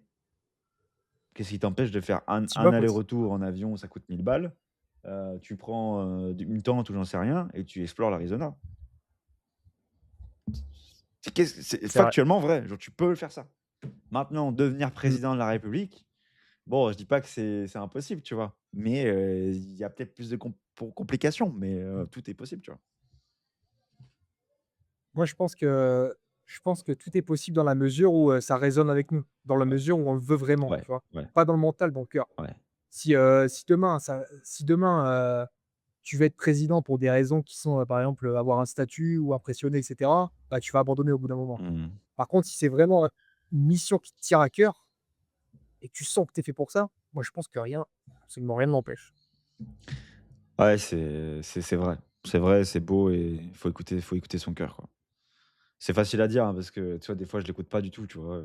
Encore Ah aujourd'hui et ouais. ça fait il y a plein de trucs que j'ose pas faire, et cetera. J'ose de plus en plus, tu vois? Par exemple, j'étais au camping avec mon père, cette semaine et puis, j'aime bien chanter, tu vois? J'aime bien chanter, je chante comme une brêle, mais il y avait du karaoké et il y avait plein de gens devant et cetera. Je me dis: «Vas-y, je vais» j'avais du stress, tu vois? Mais je me dis: «Vas-y, je vais chanter, Charles Aznavour devant les gens» et j'avais peur, tu vois? Mais je l'ai fait. Je l'ai fait et je me suis senti trop bien après parce que j'ai suivi mon cœur et c'est une putain de zone de confort. Après, tu te sens trop fier après et je pense que tu te sens fier de toi quand tu t'écoutes ton cœur et tu sors de ta zone de confort. Enfin, la vie, elle est trop belle quand tu fais ça. Ouais, totalement, carrément. OK, bah, écoute, là, ça fait 1h20.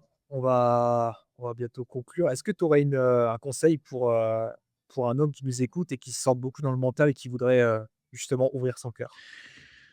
Un Aux relations, au monde et cetera. alors, si tu es un jeune homme qui nous écoute ou un homme, peu importe ton âge et tu sens que tu es bloqué, dans ton corps et que dans ton cœur et ton corps et que tu aimerais bien l'ouvrir, moi, il y a quelque chose qui m'a bien aidé. Alors, déjà, moi, je pense que tout le monde devrait voir un psy, faire une thérapie. Ça aide de ouf. C'est incroyable. Un bon psy, pas quelqu'un qui veut racler ta thune. Ça, je te laisse, ChatGPT pour trouver un bon psy. Ça, c'est top parce que du coup, il peut te permettre de t'écouter, tu peux tout déverser, c'est juste c'est financier donc tu payes quelqu'un pour t'écouter donc c'est cool, il y a pas de biais. Puis en plus, c'est un expert donc il saura trouver les failles, beaucoup plus vite, que si tu te trouvais tout seul. Factuellement, tu peux le trouver seul, mais c'est plus complexe, tu vois? C'est comme quand tu prends un coaching avec quelqu'un, tu vois? Un coaching, bah, Ouais. ça va 10 000 fois plus vite, tu vois? C'est normal. Je Autoroute, vs route de campagne, quoi. exactement, exactement. Donc je lui conseillerais, fais une thérapie pour t'aider. Moi, ça m'a vraiment aidé. Je lui conseillerais de faire un journal d'humeur, où dès que tu ressens une émotion, peu importe laquelle, peur, colère, amour, stress et cetera, tu prends ton téléphone ou ton petit carnet et tu écris tout ce qui se passe dans ton corps. Je ressens du stress. OK, là, je suis au cabinet dentiste, je ressens du stress. Pourquoi je ressens du stress? Parce que, peut-être que j'ai peur qu'on me blesse, parce que j'ai peur des dentistes. Pourquoi j'ai peur et cetera? Ah, peut-être que finalement je stresse parce que j'ai peur d'être mal vu. Pourquoi j'ai peur d'être mal vu? Parce que dans mon enfance, ta ta ta ta ta, et cetera. Puis au fur et à mesure, en fait, tu comprends des choses, en toi et ça va dissiper déjà le stress et en fait, tu comprends de fou le truc sur toi. En fait, le plus important, c'est de se C'est comprendre. Donc pour ouvrir son cœur, s'écouter c'est plus, que se poser, peut-être fermer les yeux, ressentir les choses, prendre du temps pour soi, arrêter d'être tout le temps distrait par le téléphone, l'ordinateur, le travail, et cetera. Juste se poser pendant 1 heure dans une pièce vide. Personne fait ça, genre c'est dur, ouais, aller dans un parc, faire des randonnées.